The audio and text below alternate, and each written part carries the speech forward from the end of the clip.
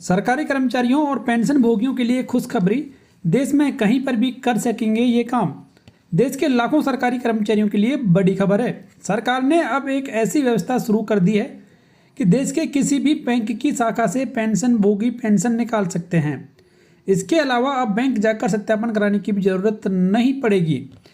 इसका फायदा केंद्र सरकार के लाखों कर्मचारियों के साथ साथ पेंशन भोगियों को भी मिलने वाला है। श्रम और रोजगार मंत्री मनसुख मांडविया ने शुक्रवार को कर्मचारी पेंशन योजना 1995 के तहत नई केंद्रीकृत पेंशन भुगतान प्रणाली के प्रायोगिक परीक्षण के सफल समापन की घोषणा की।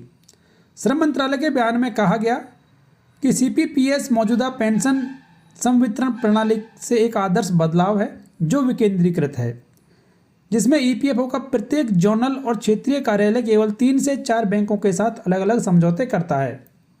सीपीपीएस में पेंशन शुरू होने के समय पेंशन भोगियों को किसी भी सत्यापन के लिए बैंक जाने की आवश्यकता नहीं होगी और पेंशन जारी होने पर तुरंत पेंशन कर्मचारी के खाते में जमा हो जाएगी। केंद्रीय मंत्री ने आगे कहा कि पेंशन भोगियों को देश में कहीं भी किसी भी बैंक किसी भी शाखा से अपनी पेंशन प्राप्त करने में सक्षम बनाकर यह पहल पेंशन भोगियों के सामने लंबे समय से चली आ रही चुनौतियों का सामना करने के लिए एक समाधान उपलब्ध कराती है और एक निर्बाध और कुशल वितरण तंत्र सुनिश्चित करती है।